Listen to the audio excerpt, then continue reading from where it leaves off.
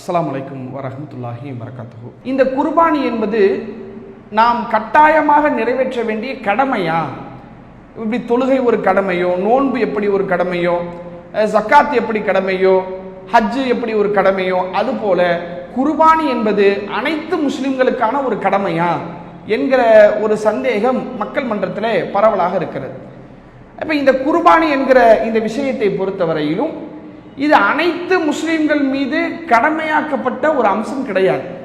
அதே நேரத்தில் நபிகள் நாயகம் ஸல்லல்லாஹு அலைஹி வஸல்லம் அன்னவர்களால் அதிகம் வலியுறுத்தப்பட்ட, அதிகம் ஆர்வமூட்டப்பட்ட ஒரு மிகச்சிறந்த ஒரு சுன்னத்தான ஒரு நபி வழியான ஒரு காரியமாகத்தான் இந்த குர்பானி இருப்பதாக குர்ஆன் ஹதீஸிலிருந்து நம்மால் அறிய முடிகிறது.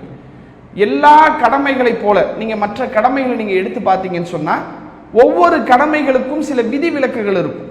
இந்த கடமையை நிறைவேற்றக்கூடியவர்கள் யார், இந்த கடமையிலிருந்து விதிவிலக்கு அளிக்கப்பட்டவர்கள் யார் என்ற வரையறையில் சொல்லப்பட்டிருக்கும்.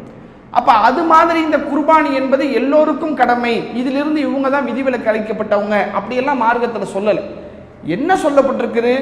இந்த குர்பானி என்பது அனைத்து முஸ்லிம்கள் நிறைவேற்ற வேண்டிய ஒரு கடமை கிடையாது, மாறாக அதற்கு சக்தி உள்ளவர்கள் நிறைவேற்றக்கூடிய ஒரு கடமையாகத்தான் இந்த குர்பானி என்கிற ஒரு விஷயம் நமக்கு சொல்லப்படுகிறது. அதே நேரத்தில் நபிகள் நாயகம் ஸல்லல்லாஹு அலைஹி வஸல்லம் அன்னவர்களால் இது அதிகம் வலியுறுத்தப்பட்ட ஒரு அமலாக இருக்கிறது. எந்த அளவுக்குன்னு சொன்னால் சஹீஹுல் புகாரியில 5546 என்ற ஹதீஸ் இலக்கத்தில் இந்த செய்தி நீங்க பார்க்கலாம். நபிகள் நாயகம் ஸல்லல்லாஹு அலைஹி வஸல்லம் அன்னவர்கள் சொல்கிறார்கள், மன் தபஹ கப்ல ஸலாத்தி, யார் தொழுகைக்கு முன்பு, அதாவது பெருநாளுடைய தொழுகைக்கு முன்பு தன்னுடைய ஆட்டையோ மாட்டையோ பலிப்பிராணியோ அறுத்து விடுகிறாரோ, ஃபஇன்னமா தபஹ லினஃப்ஸிஹி, அவர் அறுத்ததெல்லாம் அவருக்காகத்தான், அவருக்காகனா அவருடைய குடும்பத்துக்காக, அவர் இறைச்சியாக சாப்பிட வேண்டும் என்பதற்காகத்தான் அவர் அறுத்திருக்கிறாரு. எப்படி மற்ற நாட்கள்ல உணவுக்காக ஒரு மாட்டை அறுப்பீங்களோ, ஒரு கோழி அறுப்பீங்களோ, ஒரு ஆட்டை அறுப்பீங்களோ, அதுபோல தொழுகைக்கு முன்னால் உங்களுடைய பிராணியை அறுப்பீர்களே, ஆனால் அது உங்களுடைய உணவு தேவைக்காக அறுக்கப்பட்டது.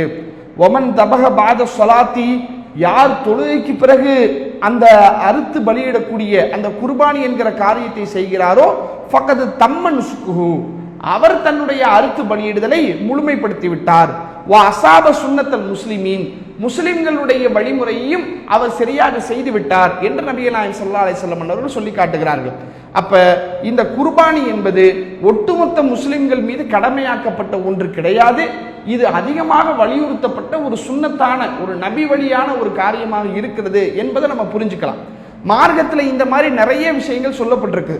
இப்ப உதாரணத்துக்கு எடுத்துக்கிட்டீங்கன்னு சொன்னா, இப்ப இதே துல்ஹஜ் மாதத்துல அரஃபா நோன்பை நாம நோக்குறோம். இப்ப ஹாஜிகள் அரஃபாவில் இருக்கக்கூடிய அந்த நேரத்தில் அவங்க நோன்பு வைக்க மாட்டாங்க. அப்ப துல்ஹஜ் மாதத்துடைய 9வது நாள் அந்த பிறை பார்த்த அடிப்படையில் 9வது நாளில் மற்ற உலக முஸ்லிம்கள் அரஃபாவுடைய நோன்பை வைப்பார்கள். இந்த அரஃபா நோன்பு என்பது நபிகள் நாயகம் ஸல்லல்லாஹு அலைஹி வஸல்லம் அன்னவர்களால் அதிகம் வலியுறுத்தப்பட்ட ஒரு அமல், கடமை கிடையாது, அதிகம் வலியுறுத்தப்பட்ட ஒரு அமலாக இருக்கிறது.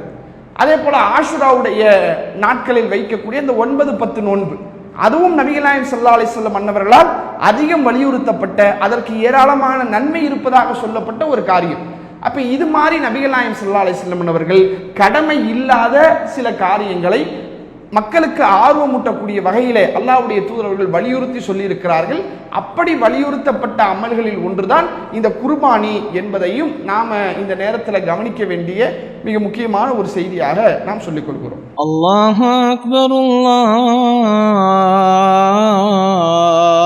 அக்பர்.